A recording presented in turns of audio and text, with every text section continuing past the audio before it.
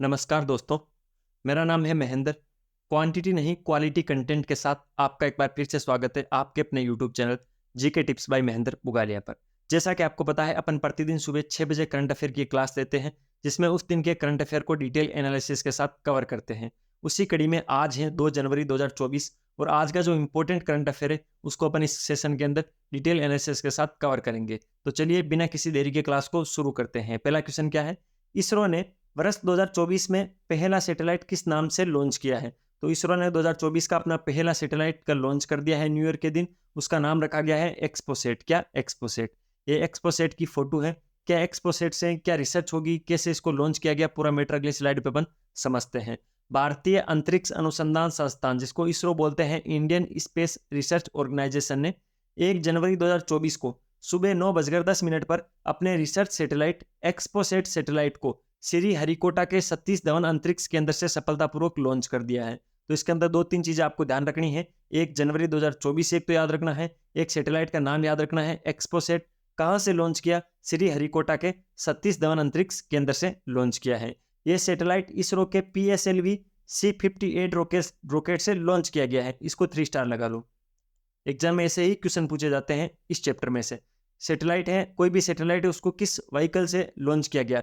तो आपको ध्यान रखना, जो एक्सपोसेट सैटेलाइट है उसको PSLV C58 रॉकेट से लॉन्च किया गया है। सैटेलाइट को सफलतापूर्वक उसकी कक्षा में स्थापित कर दिया गया है। उसको पृथ्वी की कौन सी कक्षा में डाला गया है? तो सैटेलाइट को पृथ्वी की निचली कक्षा में स्थापित किया गया है। यह सैटेलाइट अंतरिक्ष में एक्स किरणों के विषय में जानकारी इकट्ठा करेगा। इसके द्वारा भेजी गई जानकारी से इसरो न्यूट्रॉन तारों और ब्लैक होल के बारे में शोध करेगा। तो बेसिकली जो एक्सपोसेट है वो एक्स किरणों को एब्जॉर्व करेगा, उनसे कुछ जानकारी इकट्ठा करेगा और इसरो को भेजेगा। उसके बाद इसरो न्यूट्रॉन तारे और जो ब्लैक होल है उसके बारे में रिसर्च करेगा या शोध करेगा इसके माध्यम से। इस तरह के शोध के लिए भेजा जाने वाला ये विश्व का दूसरा सैटेलाइट है। इंपॉर्टेंट है, इसीलिए इंपॉर्टेंट बनता है। ये मिशन 2017 में शुरू हुआ था। इसमें लगभग 10 करोड़ रुपए की लागत लगी थी। इस सैटेलाइट को रमन रिसर्च सेंटर ने डिजाइन किया है। तो इसको रमन रिसर्च सेंटर ने डिजाइन किया है। पूरे मैटर को अपन क्विक 1 सेकंड में इसका वापस रिवाइज करते हैं। 2024 का पहला सैटेलाइट इसरो का कौन सा है? एक्सपोसेट है। कब? 1 जनवरी 2024 को। नाम क्या है? एक्सपोसेट। कहां से लॉन्च किया गया? श्री हरिकोटा के सतीश धवन अंतरिक्ष केंद्र से। किस व्हीकल से इसको लॉन्च किया गया है? PSLV C58 रॉकेट से। क्या करेगा? एक्स किरणों के विषयों की जानकारी इकट्ठा करेगा। उसके बाद जो इसरो होगा वो न्यूट्रॉन तारे और ब्लैक होल के बारे में शोध करेगा। विश्व का दूसरा सैटेलाइट है इस प्रकार का। 2017 के अंदर शुरू हुआ था, 10 करोड़ की लागत लगी थी। रमन रिसर्च सेंटर ने इसको डिजाइन किया था। अगले क्वेश्चन पे चलते हैं। हाल ही में किसने श्रीलंका में भारतीय तमिलों के योगदान का सम्मान करते हुए डाक टिकट जारी किया है? तो JP नड्डा ने, बीजेपी की JP नड्डा ने श्रीलंका में भारतीय तमिलों के योगदान का सम्मान करते हुए डाक टिकट जारी किया है। ये JP नड्डा की फोटो है। पूरा मैटर क्या है समझते हैं डिटेल एनालिसिस के साथ। JP नड्डा ने भारतीय मूल के तमिलों के योगदान को स्वीकार करते हुए एक डाक टिकट जारी किया है। यह डाक टिकट श्रीलंका के वृक्षारोपण उद्योग और बुनियादी ढांचे की स्थापना में उनकी महत्वपूर्ण भूमिका को मान्यता देता है। मतलब क्या है पूरा मैटर, मैं आपको थोड़ी सरल भाषा में समझा देता हूँ। जो भारत के तमिल है वो अंग्रेजों के प्रभाव में आकर, कुछ तमिल थे वो मूल रूप से भारतीय थे लेकिन वो श्रीलंका में जाकर बस गए। श्रीलंका में आपको पता है अभी आर्थिक संकट आया था। उस आर्थिक संकट के समय भारतीय तमिलों ने वहां वृक्षारोपण हो गया और उद्योगों के जो बुनियादी ढांचे हो गए उनकी स्थापना में महत्वपूर्ण भूमिका निभाई थी। तो उनको इसी उपलब्धि के लिए जो JP नड्डा है उन्होंने उन पर डाक टिकट जारी किया है। पड़ोसी प्रथम नीति के तहत आर्थिक संकट के दौरान भारत ने श्रीलंका को 4 अरब अमेरिकी डॉलर की वित्तीय सहायता भी प्रदान की थी। अगले क्वेश्चन पे चलते हैं। हाल ही में प्रधानमंत्री मोदी ने किस भारतीय सेना के भीतर रैंकों के नाम बदलने की घोषणा की है? तो मोदी जी ने जो इंडियन नेवी है, ऑप्शन नंबर 2 इसमें राइट ऑप्शन है। इंडियन नेवी के अंदर जो रैंकें होती हैं उनके नाम बदलने की घोषणा की। रैंकों का मतलब क्या होता है? जैसे नेवी के अंदर एडमिरल होता है, वाइस एडमिरल होता है, इनके जो रैंक होती है उनके अंदर उन रैंकों का नाम बदलने की घोषणा की है मोदी जी ने। इंपॉर्टेंट है, ध्यान रखना, ठीक है। आप सोचोगे ये क्या है, तो इनको एपोलेट बोलते हैं, ठीक है। इनको समझना आप, ये भी काम आएंगे आगे, ठीक है। अगली स्लाइड पे एपोलेट, इनको बोला जाता है एपोलेट। कहाँ लगे होते हैं? तो आपको पता है नेवी की वर्दी के अंदर कंधे पर लगे होते हैं एपोलेट, ठीक है। प्रत्येक एपोलेट अलग अलग है। जैसे ये एडमिरल का एपोलेट है तो इसके अंदर 4 स्टार है। वाइस एडमिरल है तो इसमें 3 स्टार है। तो इनको एपोलेट बोलते हैं। क्या बोलते हैं? एपोलेट बोलते हैं। अगली स्लाइड पर एपोलेट के बारे में अपन जानकारी लेंगे। प्रधानमंत्री नरेंद्र मोदी ने भारतीय नौसेना के भीतर रैंकों का नाम बदलने की घोषणा की है। साथ ही PM मोदी ने एडमिरल्स के एपोलेट के लिए नए डिजाइन का अनावरण किया है। ये जो एडमिरल है, इनका जो एपोलेट है, उसके नए डिजाइन का अनावरण किया है मोदी जी ने। प्रधानमंत्री नरेंद्र मोदी ने कहा, छत्रपति शिवाजी महाराज की विरासत अब नौसेना अधिकारियों के द्वारा पहने जाने वाले एपोलेट में दिखाई देगी। तो छत्रपति शिवाजी महाराज की जो भी विरासत है, उनको नौसेना अधिकारियों के द्वारा जो एपोलेट पहने जाते हैं कंधे पर, उनमें वो दिखाई देगी। अभी भारतीय नौसेना के अध्यक्ष कौन है? तो admiral R Harikumar. R Harikumar भारतीय नौसेना के अध्यक्ष है। और नए vice chief of navy staff कौन बने हैं? तो दिनेश त्रिपाठी बने हैं। दोनों ही इंपॉर्टेंट है, ध्यान रखना, पूछा जा सकता है। भारतीय नौसेना के अध्यक्ष आर हरिकुमार और नए vice chief of navy staff कौन है? दिनेश त्रिपाठी। अगले क्वेश्चन पे चलते हैं। हाल ही में टाटा पावर ने किस राज्य की ट्रांसमिशन परियोजना की बोली जीती है? तो राजस्थान की। टाटा पावर ने राजस्थान की ट्रांसमिशन परियोजना की बोली बिड जीत ली है। पूरा मैटर क्या है समझते हैं अगली स्लाइड पर। टाटा पावर ने राजस्थान ट्रांसमिशन परियोजना की बोली जीती है। पावर फाइनेंस कॉरपोरेशन की सहायक कंपनी पीएफसी कंसल्टिंग द्वारा स्थापित एक विशेष प्रायोजन वाहन SPV Bikaner third Neemrana second transmission परियोजना के लिए बोली में टाटा पावर विजयी हुआ है। एक तो बीकानेर थर्ड और एक नीमराणा सेकंड, ठीक है। नीमराणा अलवर के अंदर पड़ता है, बीकानेर राजस्थान के पश्चिम में पड़ता है। वहां की जो ट्रांसमिशन परियोजना थी उसकी भी टाटा पावर ने जीती है। अगला क्वेश्चन क्या है? हाल ही में झारखंड राज्य सरकार ने आदिवासियों और दलितों के लिए वृद्धावस्था पेंशन की आहारता आयु घटाकर कितने वर्ष की है? जो वृद्धावस्था की पेंशन दी जाती है उसकी आयु कम की है झारखंड राज्य सरकार ने, ठीक है। कितनी वर्ष की है? तो 50 वर्ष की है। पहले कितनी थी अगली स्लाइड पे समझ लेते हैं, ठीक है। इंपॉर्टेंट है, ध्यान रखना है। यह है हेमंत सोरेन जी, जो कि झारखंड के मुख्यमंत्री है, ठीक है। उनकी फोटो है हेमंत जी की, ये झारखंड के मुख्यमंत्री जी। पूरा मैटर क्या है? झारखंड सरकार ने आदिवासियों और दलितों के लिए वृद्धावस्था पेंशन की आहारता आयु घटाकर 50 वर्ष कर दी है। इससे पहले 60 साल के बाद पेंशन मिलना शुरू होती थी। इससे पहले क्या था कि 60 साल जब हो जाती थी तो वृद्धजनों को पेंशन मिलती थी, लेकिन अब आयु को घटाकर 50 वर्ष कर दिया है। सरकार का कहना है कि आदिवासियों में मृत्यु दर अधिक है और उन्हें 60 साल के बाद नौकरी भी नहीं मिलती है। इसके चलते उनकी आयु घटाकर 50 वर्ष कर दी गई है पेंशन देने की। और मुख्यमंत्री कौन है अभी झारखंड के? तो हेमंत सोरेन मुख्यमंत्री है। ये उनकी फोटो है। आपको वीडियो की क्वालिटी और कंटेंट की क्वालिटी अच्छी लगी तो मैं आपसे रिक्वेस्ट करूंगा, प्लीज लाल वाला बटन दबाकर चैनल को सब्सक्राइब करना, बेल वाला आइकन जरूर प्रेस करना, जिससे प्रतिदिन सुबह 6 बजे आपको करंट अफेयर की क्लास की नोटिफिकेशन मिल जाएगी और मुझे मोटिवेशन मिलता रहेगा। इसके अलावा अलग अलग टॉपिक्स पर अपने सेशन और होते रहते हैं, तो उनको भी आप चेकआउट कर सकते हो। प्लेलिस्ट सेक्शन में प्रत्येक सब्जेक्ट का प्लेलिस्ट आपको मिल जाएगा। अगले क्वेश्चन पे चलते हैं।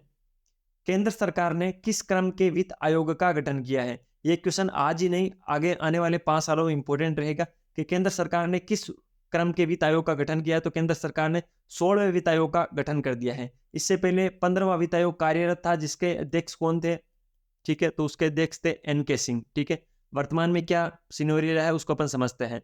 राष्ट्रपति द्वारा भारतीय संविधान के अनुच्छेद 280 के तहत स्थापित भारत का वित्त आयोग एक संवैधानिक निकाय है। तो वित्त आयोग एक संवैधानिक निकाय है जिसका निर्माण भारतीय संविधान के अनुच्छेद 280 के तहत होता है। वित्त आयोग में एक अध्यक्ष होता है जिसके पास सार्वजनिक मामलों का अनुभव होता है और 4 सदस्य होते हैं। वित्त आयोग की संरचना कैसी होती है? तो एक अध्यक्ष और 4 सदस्य होते हैं। सभी नियुक्तियां भारत के राष्ट्रपति के द्वारा की जाती हैं। कार्यकाल कितना होता है अगली स्लाइड पे समझते हैं। 16वें वित्त आयोग का कार्यकाल कितना रहेगा? तो केंद्र सरकार द्वारा गठित किए गए 16वें वित्त आयोग केंद्र और राज्य के बीच करों के बंटवारे के साथ साथ आपदा प्रबंधन पर अपनी सिफारिशें देगा। इस आयोग के सदस्यों का कार्यकाल 31 अक्टूबर 2025 तक या रिपोर्ट प्रस्तुत करने तक है। जब तक 16वां वित्त आयोग अपनी रिपोर्ट प्रस्तुत नहीं करता तब तक इनका कार्यकाल है। या अधिकतम कार्यकाल की बात करें तो 31 अक्टूबर 2025 तक इनका कार्यकाल रहेगा, ठीक है। इंपॉर्टेंट है, ध्यान रखना।